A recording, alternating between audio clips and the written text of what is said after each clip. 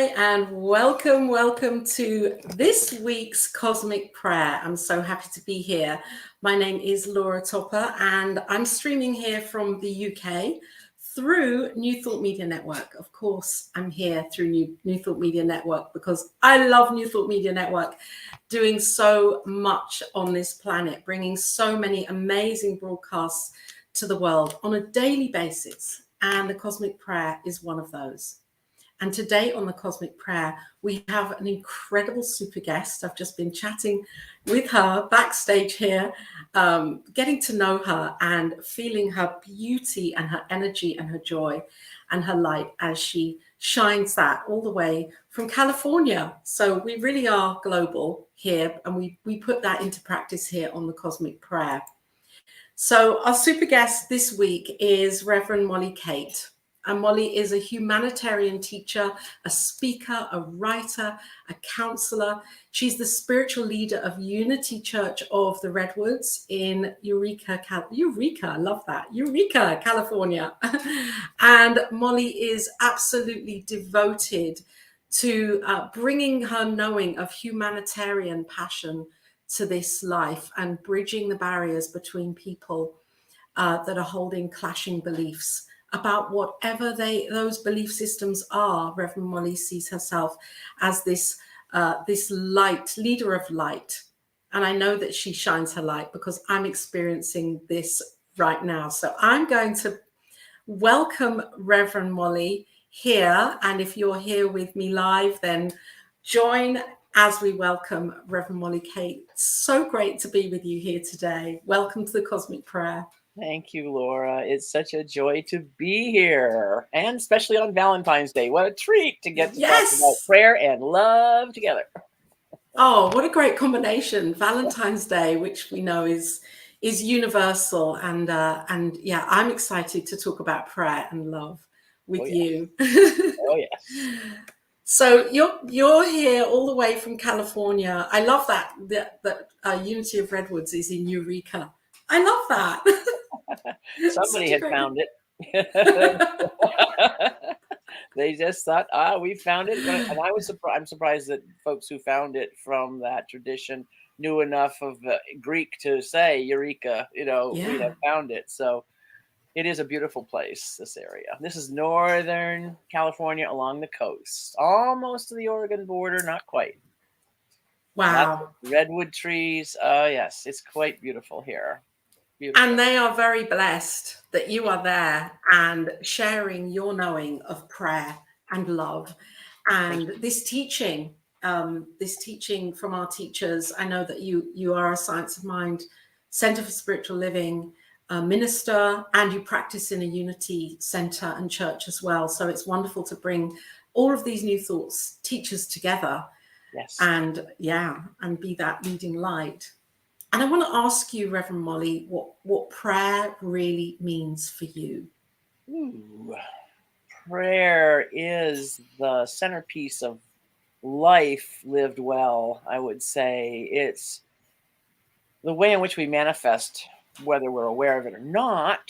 So that awareness is really crucial in order to be able to shape a life that is gifted with giving and is also an opportunity to receive good. It's both and I think prayer, and I'd love to define that more as we go along, is really the key to doing that. So from what I'm hearing, you're saying it's a work in progress. Always. That we can learn it through it by using it. That's right. And we're using it whether we know it or not. This is one of the great teachings that I love from Ernest Holmes, that we are using this power whether we are conscious of it or not. So why not be conscious of it and use it to create good for ourselves and others? And I think that's one of the most brilliant messages I've ever heard anyone say in any format, anywhere in my life. So it really became a centerpiece in how I wanted to understand prayer and be able to transmit that to other people. It's both a cautionary tale and an exciting one at the same time.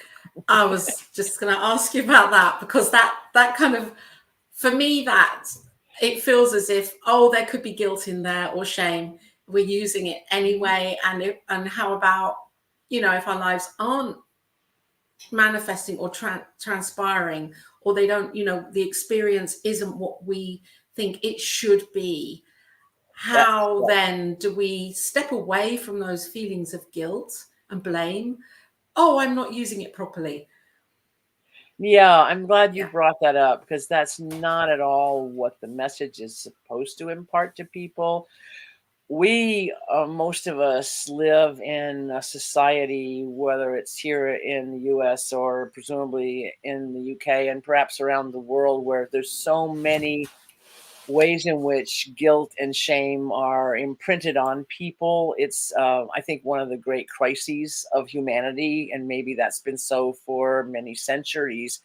But one of the things I love about this teaching is it can help undo that, because first, if you're not aware of this power that you have, you can't take the blame for what it does in your life.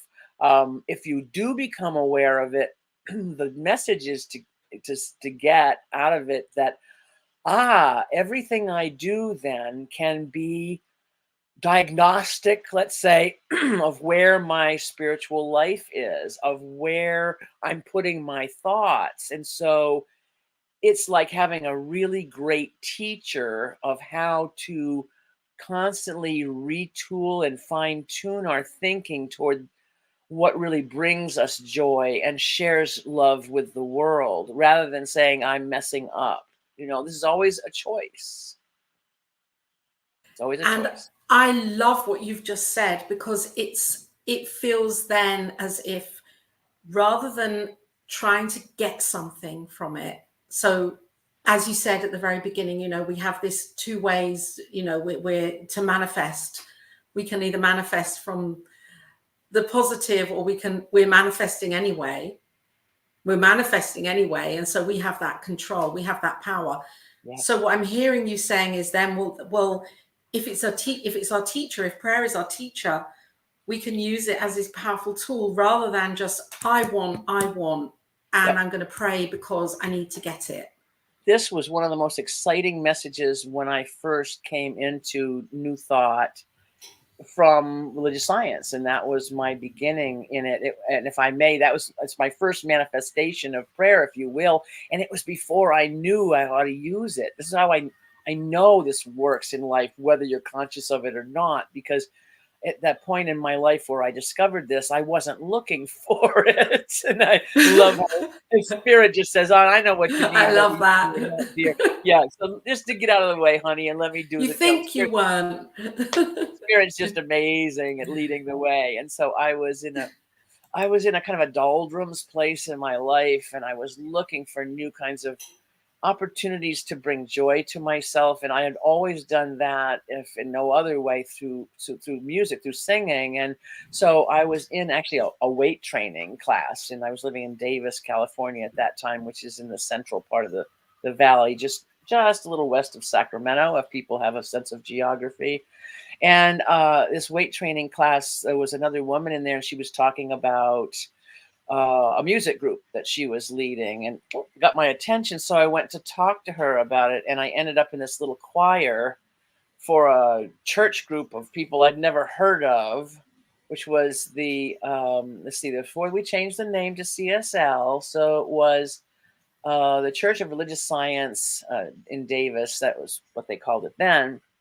And I didn't know anything about them, but the moment I stepped into the sanctuary to be a part of this musical experience, I knew I was home. It was just instant love, truly a beautiful connection. And from that, I just kept growing into it. But that came to me totally by accident. I wanted her to tell me where I could find a group where I could sing, say, jazz or the blues or music that was totally secular in orientation. And she was so cagey. She said, "Well, I'll ask some of the folks I know in music, but right now I've got this little choir that could use you." And voila, I've never looked back. It was an extraordinary experience Amazing. I did not expect.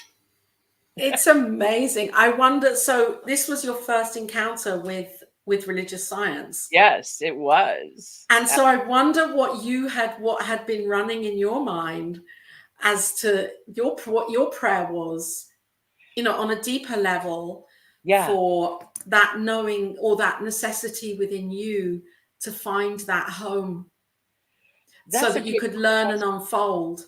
That's a good question. I think at that time, and particularly since I was in this little weight training class, my focus was how do I break free of old patterns in my life and do it in a way that is involved in health in various ways. And so that was the framing, all I had in a kind of incoherent way in my head. It wasn't really lasered at all, but it was enough. It absolutely was enough to manifest this extraordinary experience. Yeah. And, I never had to look back because once I found the teaching, I knew it was exactly what I already believed. I just hadn't had it put into the words or incredible words of Ernest Holmes before. So it was an extraordinary experience for sure. And I never wanted to do anything else as soon as I found it. Never wanted to Yeah. do anything else. And I'll tell you one of the jokes of this for me is, and I don't know the name of this test. There's several of them out there, but along the way in my life, twice I've been in a work situation where I've been told to take this test that tells you, maybe once was in college, I would guess, what your best occupations are, best match to you. And both times they said I should be a minister. And the first time I took that, I actually identified as an atheist. And I thought, oh no, this test is really bad. It's not making it clearly. I mean, a minister? You've got to be kidding. I don't even believe in that hocus pocus, big guy in the sky stuff.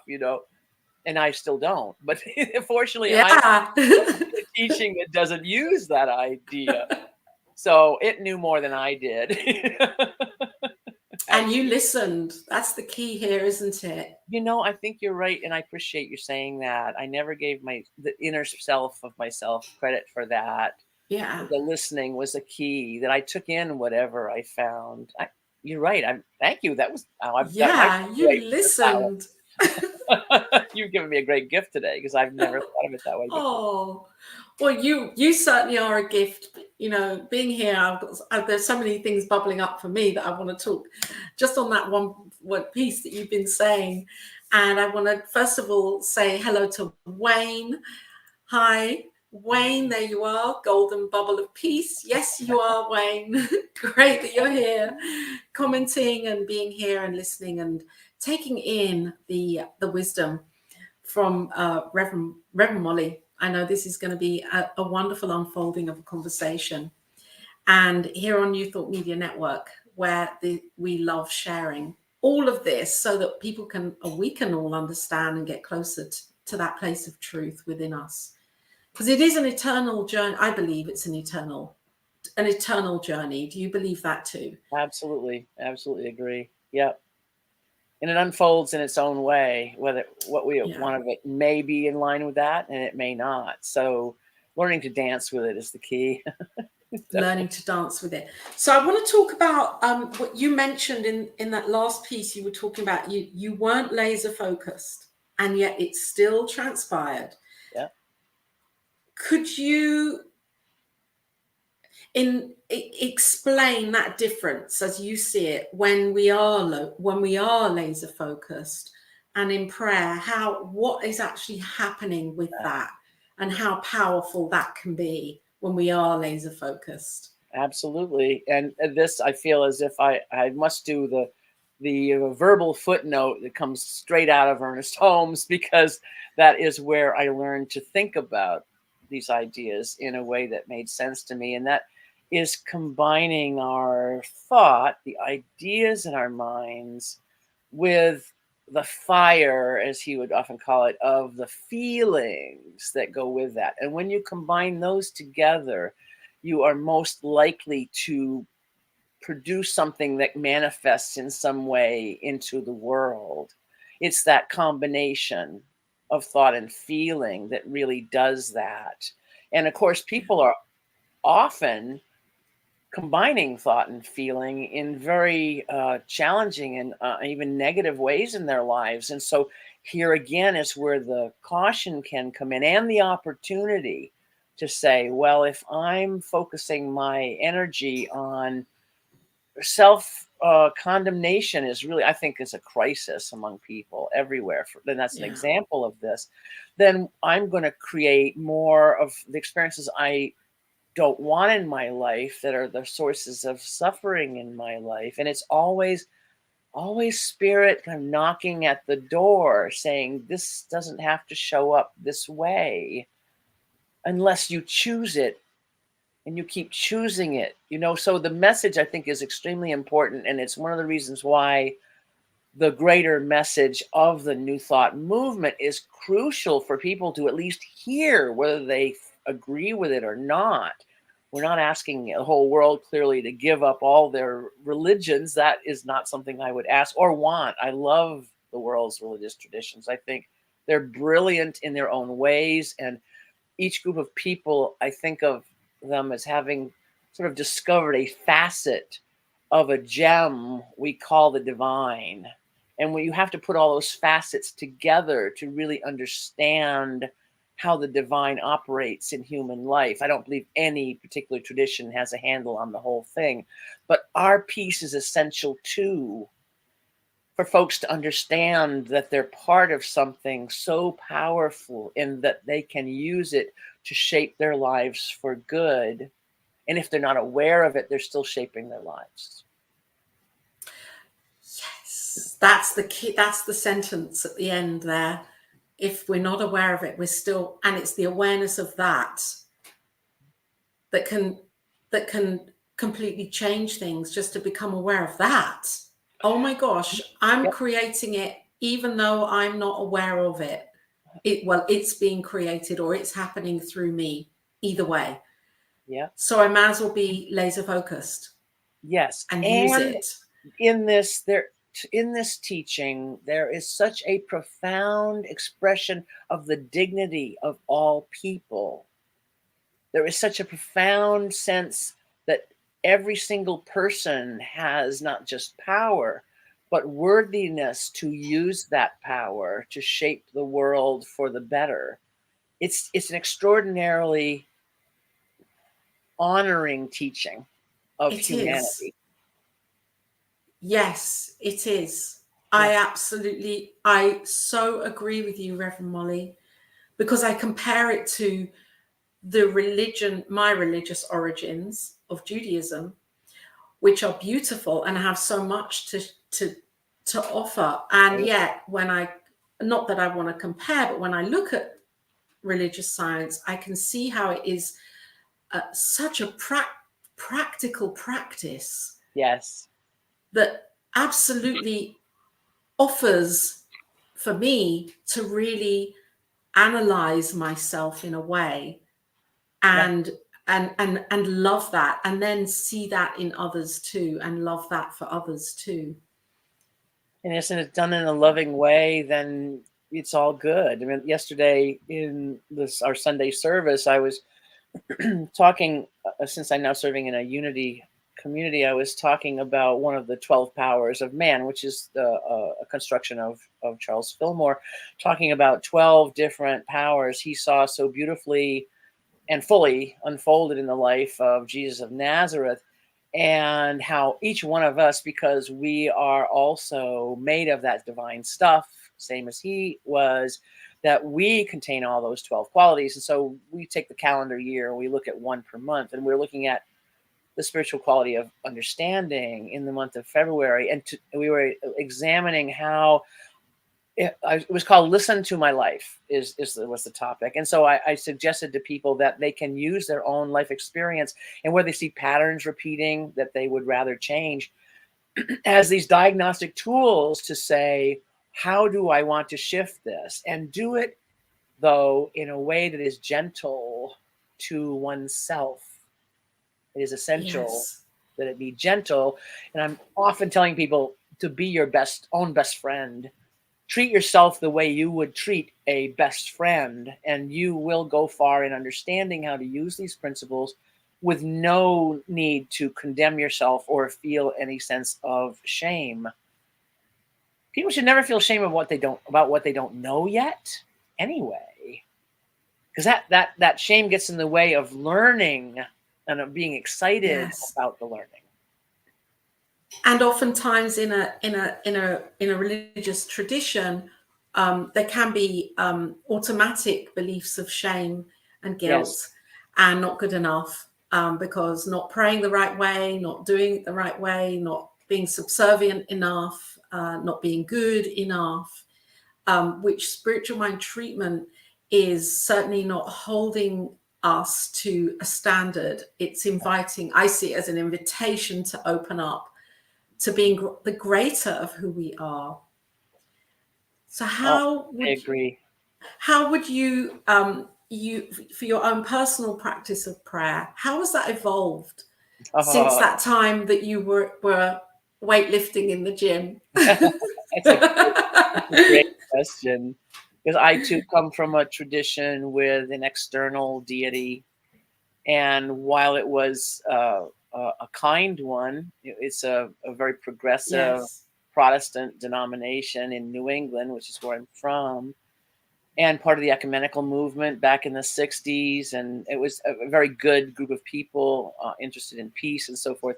But for me, it never resonated particularly well because of its external focus, in part to some big deity in the sky, rather than like my gorilla Malcolm back. Yeah, we're going to talk about Malcolm. He's a much better deity Oh. behind me than that. But the idea that it's all outside myself and there's something watching me, kind of like the Santa Claus song, you better watch out, you better not cry. It's like, there's this deity that's watching, and my job then becomes to placate that entity. Right. And that really never sat well with me. I always thought, how do people invent ideas of deity that are so paltry, that are this big, rather than everything. And it's me too. Yeah, it's teaching. Isn't it exciting when you discover there are people who have a larger sense of the divine? So for me, it was a almost instantaneous shift, because I was ready to make that change. Absolutely. Let me back up a little. For many, many years, I'm now in my 70s, so I have a lot of background. And in my 20s and 30s, having given up belief in that tradition I was raised in, I was casting about, as young people do, and I was fortunate to find this great book I'm looking at across the room, one of my 5 different versions of the Tao Te Ching. And that became my sacred I have that too. It became my sacred book, and the only sacred book I needed for almost a quarter of a century. It still is extraordinary in my life. And so I came to embrace the ideas of living in this flow of life. It very much fit with my nature focus. I see that flow in life all the time in the natural world. So I had the ability, at least, to say, well, this is not mine to engineer. This is mine to listen to and see what comes. So when this moment occurred and I was introduced to this not new, but new to me idea or whole philosophy, I was so ready, absolutely ready. And it shifted the way I thought of prayer in such relief, because I had come from a tradition of worship. And I always said, I don't worship anything. I am equal to everything. And so worship doesn't sit well in me. It never has. For other people, I totally honor if you embrace that. If it feels like honoring to you, beautiful. It never did to me. It felt like demeaning myself in order to fit some external standard. And so when I found instead that prayer is my opportunity to recognize that this power and this sense of love is already mine and in me, and all I'm doing is opening a conduit to feel it and express it. Oh, that I was home. Boy, oh boy. Oh, home. You have shifted something for me just listening to you. I want to thank you. I feel like thank you. What you're saying is so powerful and so beautiful. Let me add a little bit to it. One of my favorite Please do. people I got to mentor was a young woman who came to the Unity Church here in Eureka, who really wanted to go to ministerial school. And so we sort of started a little educational process for her to get the basics of the philosophy. And she came to me one day and she said, I love this, but who am I praying to? You're praying to you. I had to say back to her, you're not praying to, you're praying as. Yeah. Yeah. So that's the key. When we understand that the core part of ourselves, as is taught in so many world traditions, I particularly love it from the Hindu tradition of the Atman, the divine within each one of us. When we're aware that that is greater than a spark, I appreciate the Kabbalah very much, and I appreciate thinking of the sparks of God within. It's a beautiful thing within that tradition in Judaism. But to me, it's larger than that even, where we have this always available. And in Unity, of course, it's often called the Christ mind or the Christ presence within. And so to be able to just rest in that knowing can lead a person into a very good prayer life by recognizing just to stop and just to breathe for a couple of minutes and allow yourself to let whatever is going to emerge come forth, because it's always speaking to us. We just have to learn how to listen to it. It's rich, isn't it? Oh, when's your next workshop? Oh, once I'd we're like to sign post-COVID, up. No, online. I will certainly let you know when something comes that will be just perfect. Because what's happening for me as you're saying this is I'm just getting this deeper awareness of the embodiment of that we are each the living prayer. Yes.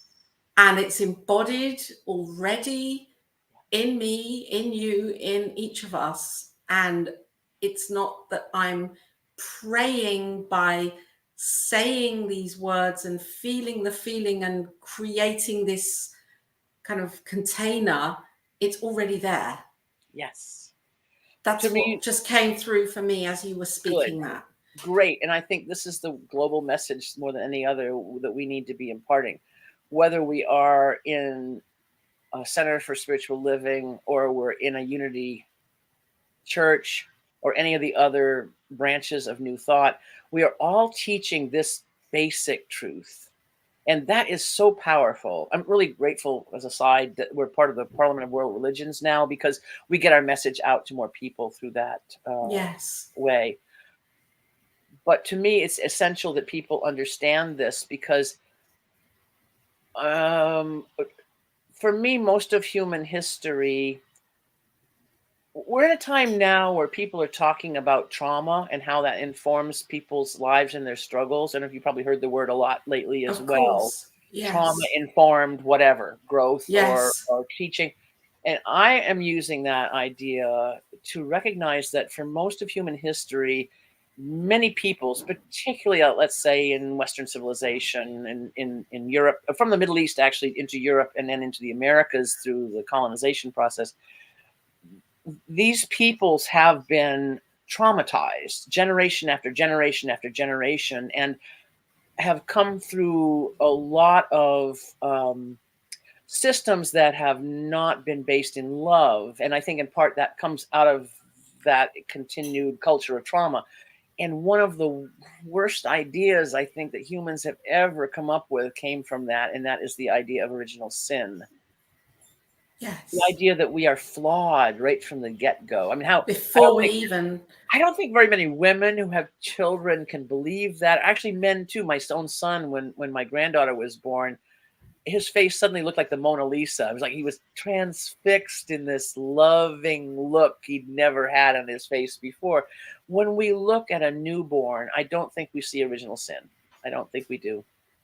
I think you're right. For me, I like to embrace what Matthew Fox has been saying, that we are actually based in original blessing, that is who we are. So as we can undo the trauma basis that caused people to come up with this really tragic idea of original sin, and I bless every one of their souls going back however many centuries that idea has been around, that we start to release it and let go of this idea that we are somehow tragically flawed from the moment we come into this world. And we are instead coming in as blessings, and our opportunity in this life is to learn how to express that. Yes. And that's the bridging. Yes. So this universal belief, which is more of a paradigm, that we're not enough. Yes. That is subconsciously running our lives. Mm-hmm. Even if we say, I'm enough, I have a thing and I read it out every day. You know, it's a bit like the Emma Curtis Hopkins Radiant I Am. I created my own one, a modern day version. And it does say in it a few times, I'm enough. And then I question myself, why am I saying I'm enough? If I'm enough, why am I actually saying it? Am I affirming it because I don't believe it? Or am I really saying it because I really, really know it anyway? And then I question that, and I realize actually I'm trying to change it. I don't need to change it because there's nothing to change. And I go round in this kind of spiral.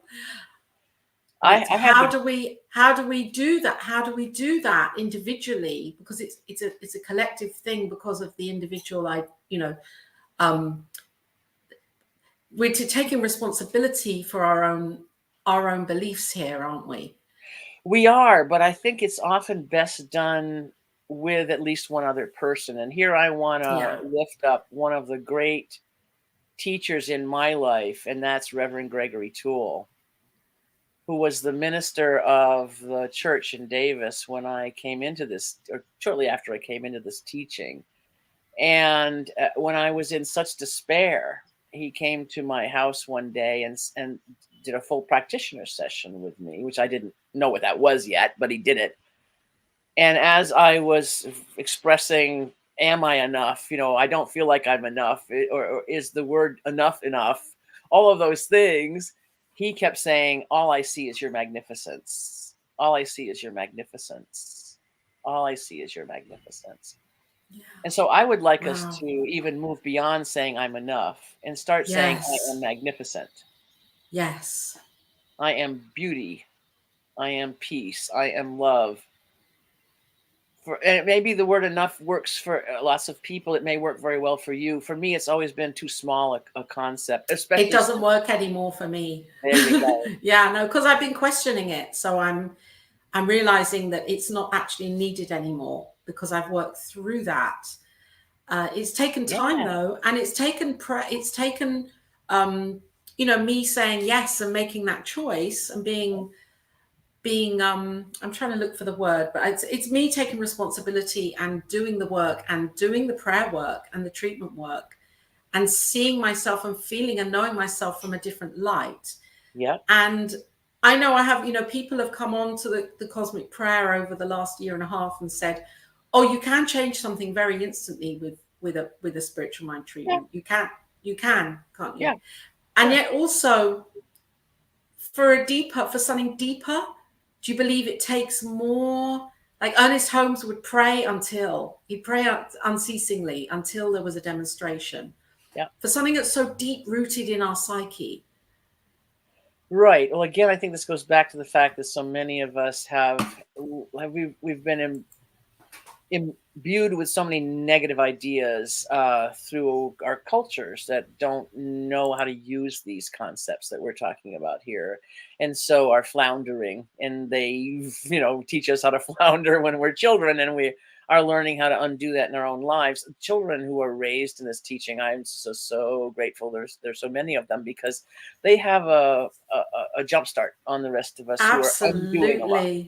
Yes. So, yes. Again, as with this experience with dear Reverend Gregory, he was a mentor, but also a sounding board of my sense of, am I enough? it wasn't something I could do on my own. And so as far as prayer being instantaneous or taking a long time, I think that falls into our understanding of where our own sense of self-worth lies quite often behind that. And so it's really powerful to have a practitioner and to unpack these things in a very candid way, to bring out the Yes. really embarrassing thoughts that we try to hide from Wouldn't most dare people. say because of that layer of shame. Right. So the minute you Yeah. dare say it to even one person in your life, there can be this enormous sense of freedom that comes from daring to say it out loud. But if you say it to a person who's dedicated to work with you, to see that magnificence, you're on a path of really being able to let it go. And you can get to that moment where it's an instantaneous shift. Sometimes it takes a Yes. long time to get there because you're unpacking and undoing and letting go of so much. Yes. And we're unlearning. Yep. It's like the people who say, "Oh, that person's an overnight success." Let's say in singing, and they'll say, "Oh, it looks like that," but I've actually got But 25 years of actually of coming of all paying the dues. the, Yeah. yeah. So it's a both and, I think. Oh, Lower I'm back so down. pleased you've said this. This is so powerful, and yes, it's true. A practitioner, a prayer partner, somebody who is trained, and somebody who has an open heart and understanding of Yes. how to use prayer. It can be so powerful. I know for myself, I would not be without prayer partnerships that Yes. I have, Oh, and prayer partners are great. prayer partnerships are amazing. Yeah. And here we have at New Thought Media Network, we have a prayer team, an existing prayer team that we have that's very loving and open-hearted, of practitioners. And if you have a prayer request, please, if you're listening now or at some point, and there's something in your heart, something's resonating right now with this conversation with Reverend Molly and what's coming through, I'm sure there is. There's something. There's always something. Then please do use the New Thought Media Network prayer team for that. You can email in, whether it's a sentence or two or a paragraph, whatever it is that's in your heart. Just let us know, and we're here for you as practitioners at the network. And I'm sure, Reverend Molly, you have that too at your Unity. What a great gift it Unity is. of Yeah. Yep. I'm going to put a quick break in here just for a couple of minutes, and then when we come back, I know, Reverend Molly, that you have an amazing singing voice, and I'd love for you to share, because you mentioned a song that you had that's in your heart that means a lot for you. Would you like to I'd be honored. to share it with everybody? Yes. I'd love Okay. to. Thank you. Good. Okay, let's put this on right now. Which one am I putting on? I don't know. I'll put this on. This is a show that I'm doing with Reverend Cate. It's going to be on next week. Reverend Cate Mastroianni. I'll put this advert on now.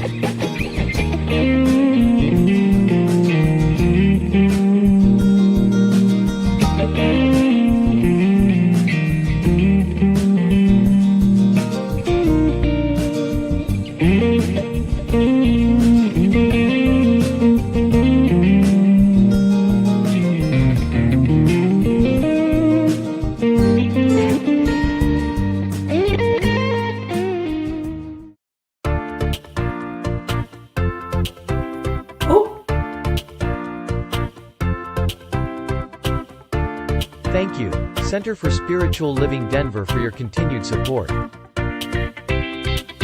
Thank you, Center for Spiritual Living Midtown Atlanta, for your monthly contribution. Thank you, Center for Spiritual Living North Jersey, for your monthly contribution. And please help us welcome Om Center for Spiritual Living in La Mesa, California. Thank you for your monthly donation. Thank you Center for Spiritual Living Seattle for your most generous donation.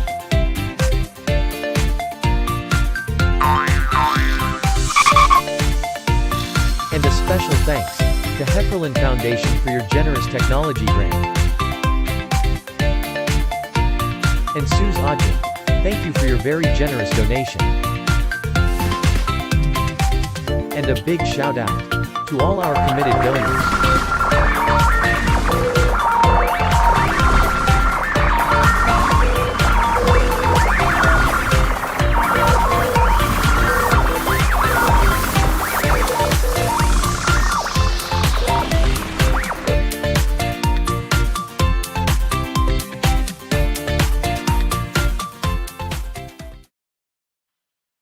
Yay! Good stuff And there. welcome back to the Cosmic Prayer. My name is Laura, and I'm here just lapping up this conversation with Reverend Molly Cate. Such an amazing wisdom teacher that you are. Thank you so much for being here and for sharing from your heart so deeply about prayer. It's wonderful. It's wonderful. I feel so blessed, and for the listeners and viewers to have this experience of you. Thank you. It's a joy. Thank you so much for allowing me to be here. It's great.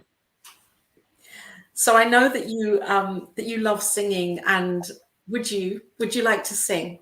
I will. I gladly do at least a verse of this favorite Unity song. Want to do a little setup for it first. In that, please do. I want to put you into the main speaker. So okay. Well, Unity, as you've heard already, those of you who are with us today, is not my original tradition. I was indeed trained in religious science and was joyfully able to go to Holmes Institute in Santa Rosa for my ministerial training and loved all of that. But when I moved here to Eureka 7.5 years ago, they had just hired their new minister at CSL Eureka just a month before I arrived. And so, you know, the beautiful honeymoon period, they didn't even want me for workshops. They wanted Reverend Angelica to do everything. And so I knew I wasn't going to find a way to use my ministerial training there. But I knew there was a Unity church in the community also. And so I went down the road and I found them without a minister at all. And so it became just a match made in heaven. It was perfect that I should be there.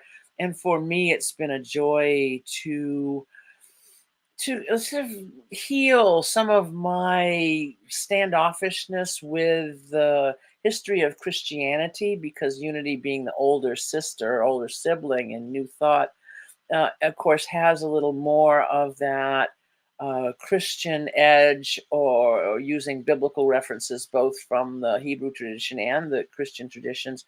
And I had the opportunity to heal a lot of my distancing that had happened for many years. So I'm so grateful to this community for being able to bring that to me. So what I did when I was asked if I wanted to be their minister, I said what I wanted to commit to them is that I would learn how Unity is a little bit different. Its flavor is different, how its culture is different from what I had learned in religious science. And it's been a joyful path for 7 years. And along the way has come this little song.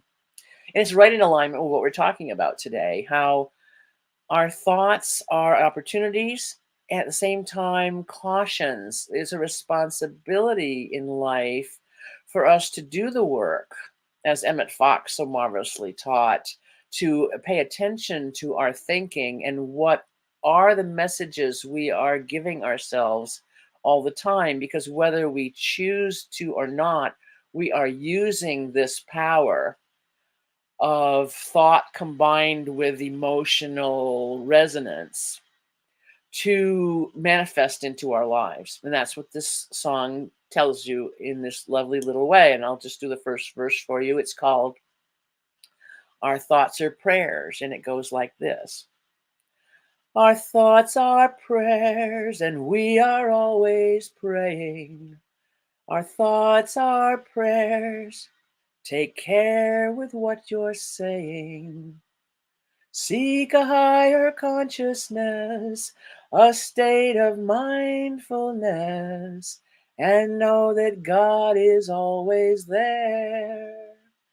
And every thought becomes a prayer.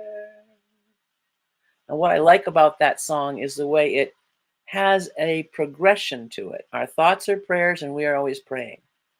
That's your cautionary statement. Whether you choose to or not, what you think and how you are putting that fire of feeling behind it is what is likely to manifest in your life. And so when we seek a higher consciousness, a state of mindfulness, and other verses say a state of peacefulness, that's the key to getting to that place within us that recognizes the higher and highest good within us. And so then each verse ends with, and God is always there, and every thought becomes a prayer. And that becomes is so lovely because it reminds us that while we may be praying for negative things, we can learn to become the beauty of prayer through this expansion of our willingness to listen within. And I mentioned Emmett Fox because of his lovely little book, The 7-Day Mental Diet. If you haven't tried it, oh, do. It's a challenge to spend 7 days without a negative thought. I laugh because for most of us, going 1 hour can be quite a challenge, let alone 7 days. Thanks, Laura. That was fun. Thank you. Thank you for sharing. And I haven't heard that song before. I know Diego, who's our amazing producer here at New Thought Media Network, was on the show before we got going, and he was saying that he knew that song. I've never heard of that song, and I'm going to look that song up and listen to it. Yeah. Thank you. There are several versions of it at YouTube that people can find. And it's just a joy, absolutely a delightful song, and gentle reminder to all of us too. A gentle reminder. So what about, Reverend Molly, when we're having good thoughts, or what we think are good thoughts are positive and high vibrational thoughts, and yet still our life isn't as we think it should be, or we're seeing it as another kind of feeling it as another experience?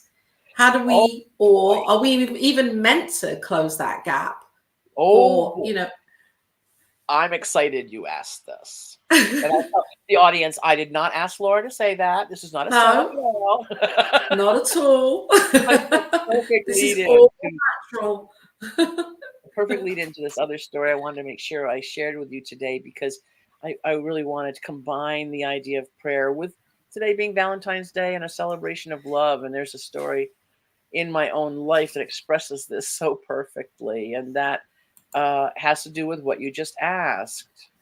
We have the opportunity to create this. We have to understand what it means in order to do so. And there was a moment in my life where, frankly, I thought I had this fairly well down. I'd been through all the teachings, the educational process in my Center for Spiritual Living to come up to practitioner studies. I did my 2 years of practitioner training. And then I went into Holmes Institute and was there for 4.5, 5 glorious years, the best education I have ever gotten anywhere. As an aside, I also have a master's degree from a major university, and I consider my education at Holmes Institute vastly superior because it wanted to help heal and train all of me, not just my mind. So I highly recommend it. So there I was. I finished all of that.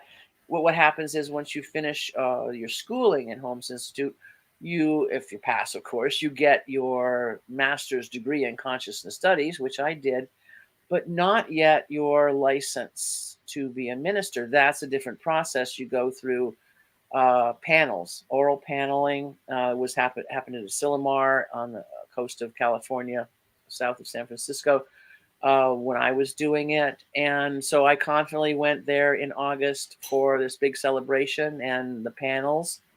And I walked into that panel of 3 ministers, confident that I knew what was necessary, and failed. Absolutely failed. it was an extraordinary moment. And if Reverend Gregory gets to hear that, he will remember, because he was there and he was just so bereft that something had gone wrong here. How could this go wrong? I had sat in that panel and talked to them about all the things I wanted to do. I was speaking from my head and not my heart, and I wasn't even aware of that. It Mhm. was a place in me that was still so unhealed, and he would recognize what I was saying, because we had grappled with the concept of love in those classes. And for me, I thought I had done a lot to heal that, but I still had a belief in me that love was not real. It's conditional always in people. And that's what this was a challenge to. The ministers in that room said to Gregory, and he conveyed to me, that they were heartbroken too. They saw my gifts and what I was bringing, but they couldn't in good conscience pass me on to ministry, because they didn't feel I had expressed to them this heart that I would be teaching from. And so they asked me to spend that rest of that day and that night uh, in prayer, and to come back the next morning. It wasn't a no, you're done. It was a come back tomorrow morning. It was a beautiful gift. It was one of the best gifts I've ever gotten in my life. Wow. And so I got to spend that night, and I had an extraordinary experience, and it came from prayer. And I found where the impediment was in me, and it was in my relationship from many, many years before with my own mother, where I had built up this false belief that she had not been a loving presence in my life. We didn't really relate to each other very well, and so never got past those funny blockages you create from just experiences. And I never delved into the depth of that. I think something in me was still afraid to do so. But that night, I was absolutely committed to finding a way through. And so, in many, many hours of prayer and journaling and meditation, I broke open to something new. And this was an experience that combined where I was in that very painful moment with a training I'd had from a lovely Jungian psychotherapist I had seen for a few years before, who had given me this gift of a mental process, a kind of guided imagery process that I then had used for many years since, of going to a place where I could get a message. And that place for me had always been a little garden with a wrought iron bench in it, where I would sit and then gain whatever the message was to come. Well, this night, without even asking that to emerge, just from my prayer, Spirit, what is it I'm asked to do here? I'm at a loss. I don't even know what to ask for. I am open. I am lost. Came this image, and I, in my mind, walked into this garden I had been in so many times before, and I sat on that wrought iron bench, and who came to me was a completely hooded and cowled figure, no body showing at all. Maybe it's out of Dickens' Christmas Carol, I don't know, but it was this being I couldn't see at first, walked up to me and said to me the things I needed to hear about love. And in the middle of those statements, threw back the cowl, and there was my mother, as she was as a younger woman. And she was transmitting all of this to me in a moment of such deep need in my heart. And I just lifted up. I mean, it was almost like I was levitating out of the chair. And I cried, and I thanked her, and I knew we were one in spirit. You know, just it all came through without words, I think, a lot of it. And that was what I got. That was the gift of that night. And so the next day, as I walked into that panel, I felt like I was about 2 inches above the ground, to be honest with you. I walked into the room. I said, thank you for this gift of a second opportunity. They all looked at each other and said, we don't need to ask many questions. We can see it. We can feel it. Your heart is pouring. Open. You pass. You're good. That was a gift of prayer like no other I've ever had, and it was a gift of love. And that now is the anchor of when I remember to come back to always. Yes. That teaches me what then, of course, Reverend Gregory had said, this is the magnificence. It's not me. It's not ego saying I'm magnificent. Oh, aren't I, I'm not too like Madonna. I'm just, no, this is something in me that's bigger than the mind of my consciousness as a human. This is the magnificence that every single human being has. It's such a gift to be able to share that story with you today. And thank you for sharing. That's a personal, intimate story. And your mother, we're all aspects of everyone. And so for your mother to come through like that and give you what you absolutely needed in that moment to break through. This was just so powerful. I love how you're sharing this, because it's telling me how prayer can show up in the most incredible of ways. It doesn't just have to be fixed 5-step spiritual mind treatment. No, beautiful as that is, and I love those 5 steps. Absolutely, of course, it's the groundwork and foundation for prayer, and yet then it evolves into other things and other ways. It truly does. It truly does. And they recognize that. And Reverend Molly Cate is here. It still sustains me. And that's when I'm in counseling with people, both from what Gregory did in that beautiful session, saying, all I see is your magnificence, and this great gift from my mother, who I should have said at the beginning, was no longer in this life. She had made her transition. I was going to ask you. Yes, I had forgotten to add that piece. So she was coming to me from her spiritual perfection to give that gift. These two things together have welded themselves into my heart, and they are truly where I teach from in all that I do. Yeah, it's such a great gift that they both have given me, these people. Thank you so much for being here today, Reverend Molly. I would love to be here with you for another hour, and yet I can't, because there's programming coming up. And yet I would love for you to come back onto the Cosmic Prayer and share again, because I know there's more that is seeking to be expressed. That would be a great joy. Thank you. It would be amazing. And for this work you're doing. Thank you.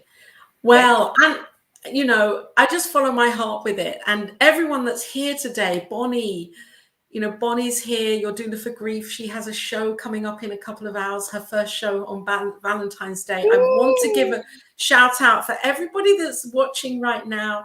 Come back or stay here on New Thought Media Network, because there's a prayer show after this one as well. And then Bonnie is here with her show, Your Doula for Grief, which I know is going to be absolutely incredible. So there we go, Your Doula for Grief. Thank you, Diego. I love you. Thank you for doing that. Her debut show today is here on New Thought Media Network. So this is really exciting. And Angelica, yes, wow, what a beautiful story that Reverend Molly shared. And of course, Ray Jordan, the individual responsible for connecting us. Yes. Thank you, Ray. Ray will be coming onto the Cosmic Prayer, I hope, in the near future, to share her gifts and all her knowing of prayer and all the amazing work that Ray does with visioning and her vision quest in the world. So we want to hear about that. Absolutely. Ray's a treat. And so thank you, Reverend Molly, for all that you are. Such a blessing. Thank you, Laura, for all that you are and do. You're shining a great light. I'm so grateful to be here today. It's amazing. And I would love for you to share a prayer as we exit the Cosmic Prayer. Would you? Yes, indeed. You would? Please. Okay. Fantastic. Take a moment. Close your eyes if you're comfortable. Soft gaze at nothing in particular, if that's better for you. And breathe. Recognize with each breath that you're going within to this sanctuary of the heart within you. This is the place where the light shines forth from you. It is always there. It is the oneness that we all are part of. It is the blessing that is your life too, because that oneness includes each and every person listening to my voice right now. And so I recognize from that truth the realization that each and every one of us has immeasurable gifts to give to the world, as we learn first to give them to ourselves. And from that celebration of gift giving to ourselves, of the recognizing of love within our hearts, flows forth the light that we share with the world and makes our lives actually easier, even on a practical level. So I am grateful for this opportunity to share some ideas on prayer today with Laura. And I bless the work that she is doing, and Diego behind the scenes, and dear Reverend Robert behind that. Man, I met when I was last in Denver as a part of CSL training. Blessings to you all. I release this prayer with your help, and we all can say together, and so it is. And so it is. Thank you, you. And thank you everyone for being here and being on the Cosmic Prayer today. Until next week. Bye, Reverend Molly. Bye, everyone.